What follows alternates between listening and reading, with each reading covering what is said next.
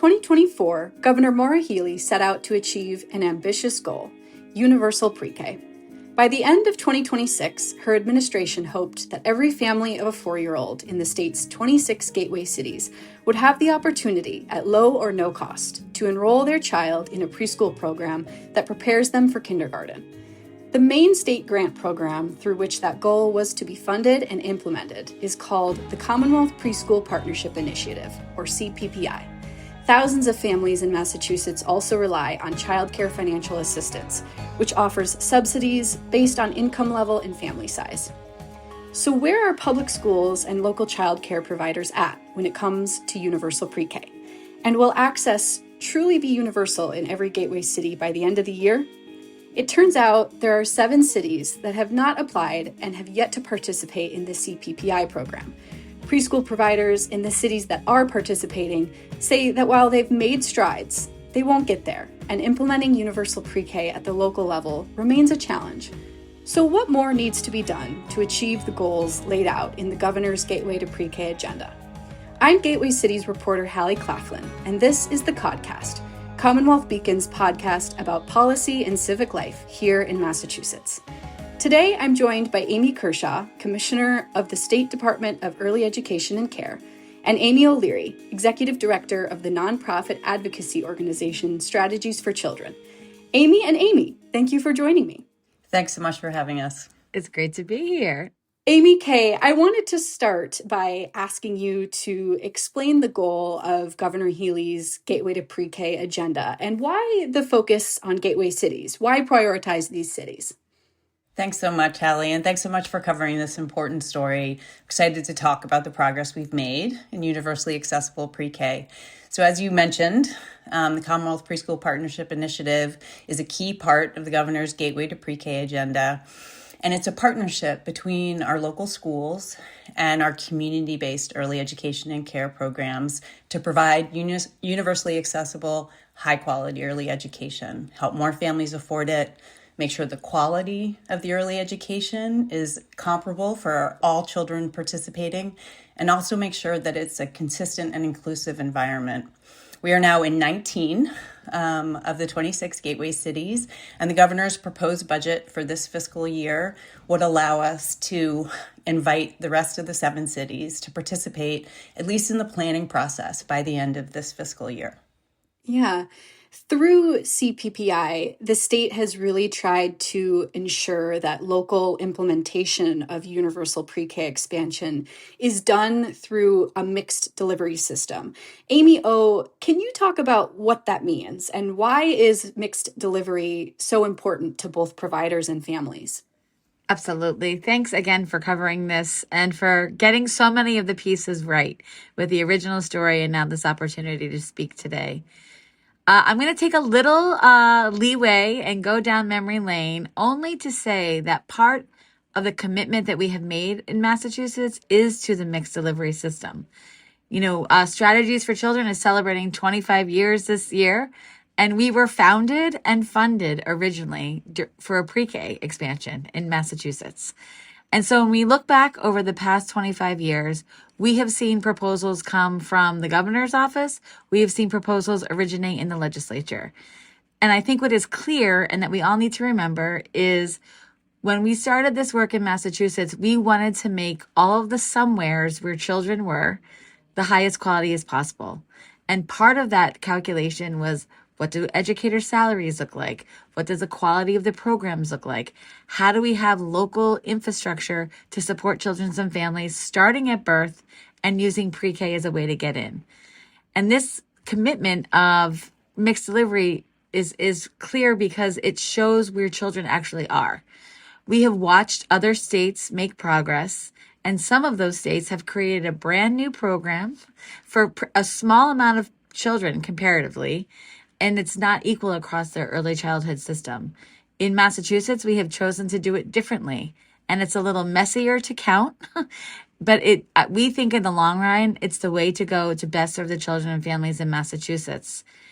So I think it's important to remember that this commitment, it exists in statute in the legislature. It exists in the policy proposals we're seeing from the governor, that there's this clear commitment to supporting the mixed delivery system and to ensuring parent choice. Parents are making choices about their young children with many different criteria and points that they're thinking about for their own family.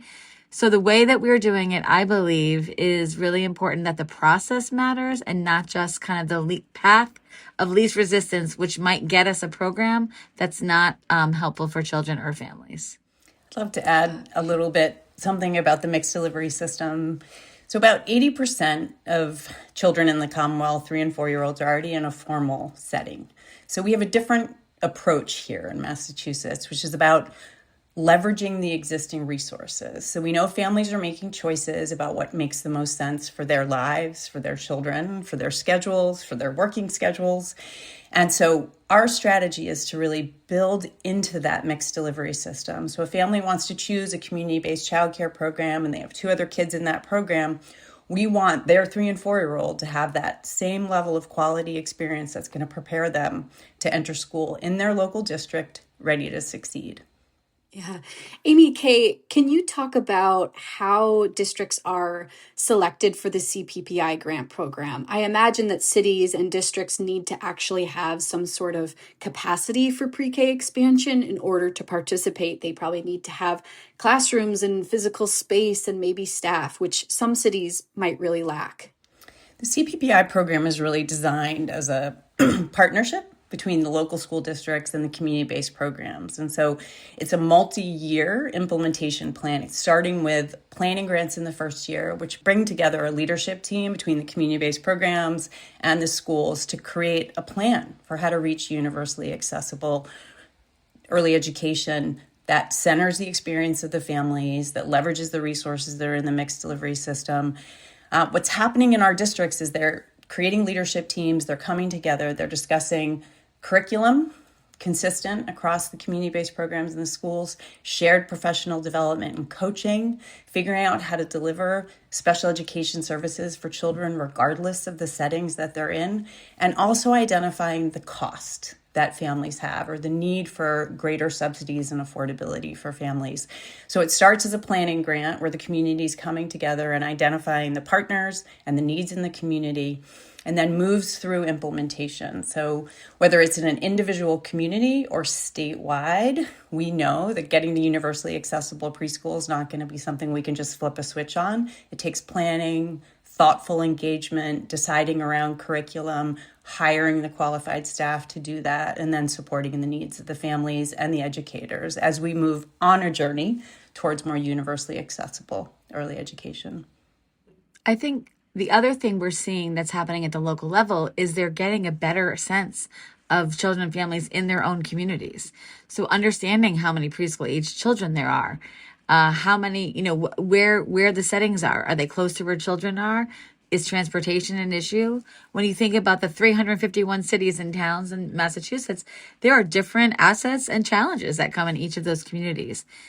And I think we have asked the local school district, the leaders, to kind of use their bully pulpit as I can see the superintendent, I know who that person is, to really use this as an opportunity to build relationships, to understand the local landscape, and most importantly, ask the local families, what do they want and need?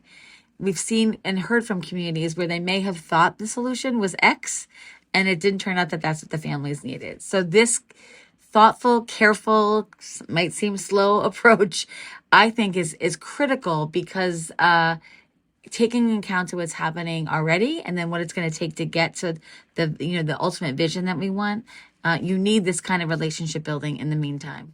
And the impact we're seeing is already significant. So we're already seeing, for example, in Salem, I think you had an opportunity to talk to some of the leadership team there, real changes in literacy goals from when children started in early education until they're in the early elementary grades. Part of our broader strategy in the Commonwealth to support literacy for our young learners and address some of the literacy gaps, particularly we might see in gateway cities, which is a really important part of the CPPI strategy as well. we also have heard, we did a whole tour of our CPPI school districts last spring and into the summer, and we heard from our superintendents and our community-based programs and the special education directors in the school districts that they know the kids and the families now. So we're engaging with them early on, and by the time they're getting into the kindergarten, they're understanding how kids are learning, what kind of special needs they have, what kind of groups they might need to be placed in with other children. So it's a really community-based approach to knowing who the families are before they get to school.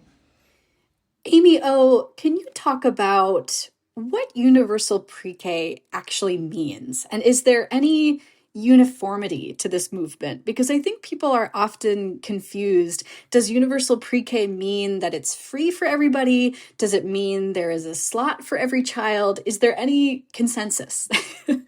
In the 25 years we've been doing this, I think those letters UPK mean something different to everybody. And that's part of the challenge is some people hear UPK is only in the public schools. UPK is 2.5 hours a day of free preschool. UPK is a 10-hour day that's in a mixed delivery system. So I think, thinking about let's not get hung up on the letters, but let's really dig in to the what we really want to see for this program.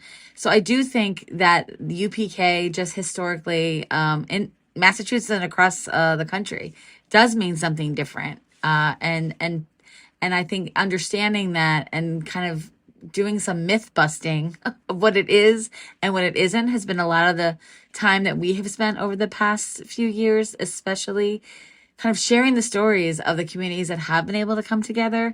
In some communities, as advocates, we've worked as translators to say, like, when community-based folks are saying this is what that might look like in a public school. And so I think we've seen personal, reflection and professional kind of movement on what could be for children and families. But I think, we've talked about preschool expansion. We've had other opportunities in Massachusetts to test this theory out. And it works. It works when you give kind of the local folks the structure and funding to figure out what it could look like in your community. We've learned this over and over that we need state and federal support and in policy, but implementation is where it really happens at the local level. We have shifted our advocacy, activity because in the beginning we were pushing for a statewide kind of solution, and we got a lot accomplished. But we know that it really breaks down to the local level. And so building those relationships, understanding the data is really where we think it's at. Another question for you, Amy O. Cities across the Commonwealth and even among the gateway cities that participate in CPPI, they really vary in how far they've come in expanding universal pre-K. You have cities like Salem that are doing really well, but don't necessarily have the space for every child in the public school system. You have cities like Pittsfield that are still very new to the program, and you have districts like Springfield that have largely taken on universal pre-K, and the public school district has actually taken on many and most of those 3 and 4-year-olds. So how can we make sense of how and why it varies so much from city to city and district to district? I think part of that is understanding supply and demand. We know that often it's hard to see the early education and care community, and where are the providers? When you think about schools, you know where a school building is. There might be 3 family childcare providers on your way to that, but you don't see them. So I think part of this is reflecting back. There are geographical differences. In Western Mass, there might be a public school district, more family child providers, and not as many centers. In some of our larger cities, we have more center base. So that's why I think you have to look at the local level. The other thing we've heard consistently, and we want to think about the same standards. We want to be using the same curriculum. We want to have the same professional development opportunities. And again, learning the lessons that we've seen when communities have come together to bring all their resources to the table. Not just, I don't think there is, and this could be going out on a limb, what we have heard back from districts is right now that they don't have enough space to serve all the children. This has been consistent over the past 25 years. We also know that's not what parents and families necessarily need, but the equity piece of we need to think about the funding across the board. How do we make all those places accessible and equally funded? So that's why I know the commissioner talks about a setting and not a program. We really believe early childhood education is an experience, not a setting. And some of the variation is going to be critical because you have to respond to the individual needs of a community. And some of the consistency is where the program comes in. So we want there to be local planning. We want to work with the local community landscape of early education and care programs. But we know that we want the experience, the curriculum, the training and professional development for the teachers and the educators to be consistent, for the experience the kids are having before they enter school to be consistent in preparing them for what that local school district is expecting them to be able to do and know by the time they enter kindergarten. Amy K., I'm wondering if you can talk about the impact that CPPI and Gateway to Pre-K has had so far in terms of adding new classrooms and kids and families and just encompassing more people to ensure that more kids are actually getting a pre-K experience before kindergarten. So this program has significantly grown. We're now in 30 communities. And as I mentioned, the governor's budget would enable us to invite the other 7 Gateway cities to participate in the program. We're serving nearly 3,200 children through this program, but it isn't our only strategy around tackling affordability and access for early education and childcare. So as Amy O mentioned, some states have really focused and concentrated resources just in their universal pre-K program.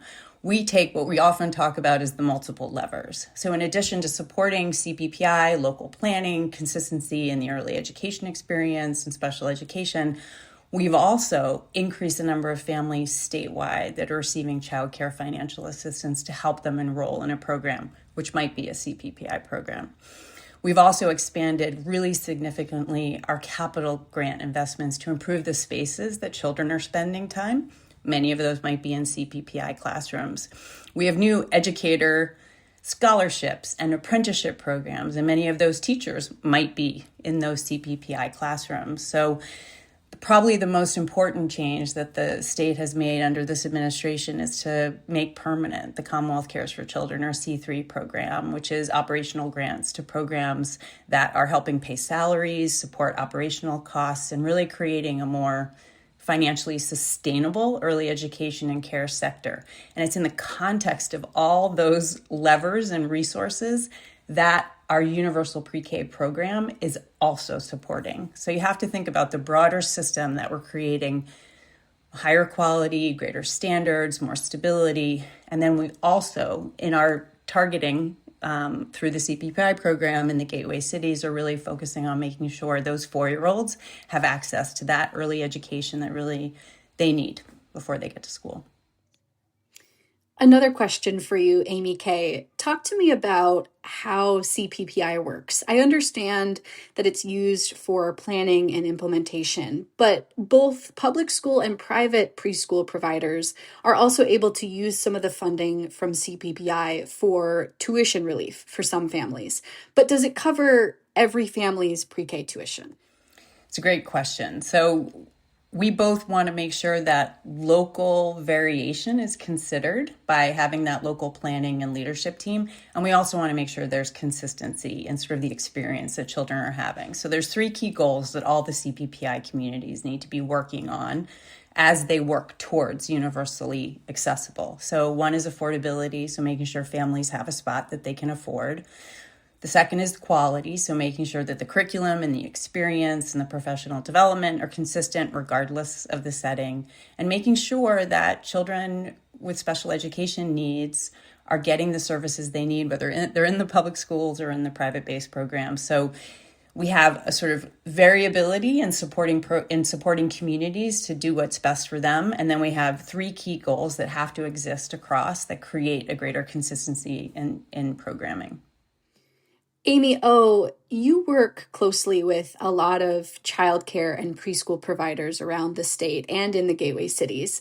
And there are certainly still families out there who are sort of in between. They maybe make too much to qualify for state financial assistance or vouchers, or they're on a wait list. Maybe they aren't one of the families that CPPI can provide tuition relief to, but they also maybe find private preschool tuition to be too expensive. And so They opt to try to get their kids into the public school pre-K program simply because it's free versus paying for tuition at a private center. But they seem to make that choice based on cost. They don't make it based on what is best for them and what their work schedule allows and what they need.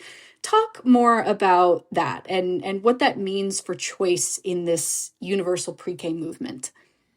I think overall, parents of young children are busy. So even understand this, the complexity of the system about where do I go? We know so much of it is through word of mouth, how they find opportunities. We also know that once parents feel good about where their child is, they want to keep them there. And I think parents are making a lot of different choices throughout this process. And so I think with parent choice, the cost certainly weighs into this. We have seen communities that have not been part of CPPI also try to figure out a local solution. So there are communities that aren't receiving the CPPI that have worked through some of these pieces. The equity of payment of tuition is really where kind of the rubber hits the road. I have said as a former early educator and director, the C3 funds, the idea of C3 would not be reality. Like we wouldn't have even thought about that because we were so conditioned to think about the system as it was.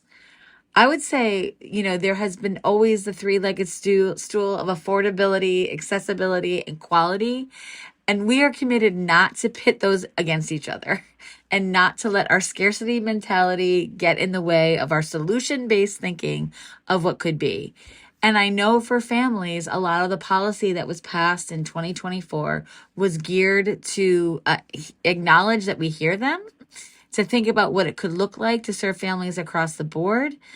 And so I think the C3, moving the eligibility up to 85% of state median income, capping what parents should be paying for their child care at 7%. We've seen these policies kind of be talked about at the local, state, and national level. The challenge is, what does that look like in implementation?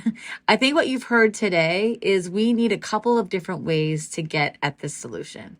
We need stable, predictable funding for programs so that they can serve the children.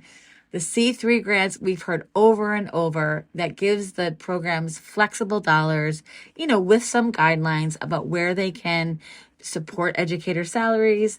And then finally, the affordability is something we have been working hard on in Massachusetts. And I know some days it might not feel like that when you're looking for childcare in this state. But I think what I have seen is, as I mentioned, the governor and the legislature think about what policies can help, support that.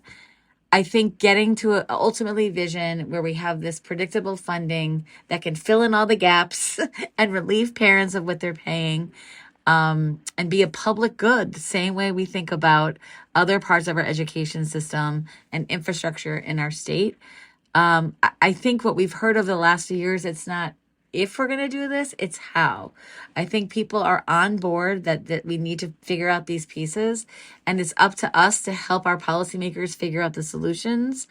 We know we're in the budget process right now. We know this is a tough time, but we continue to be encouraged by the acknowledgement of trying to tie all these pieces together. And my new mantra is 2 things can be true. We can celebrate all the progress we have made, and we are still going to need significant funding to see the vision through.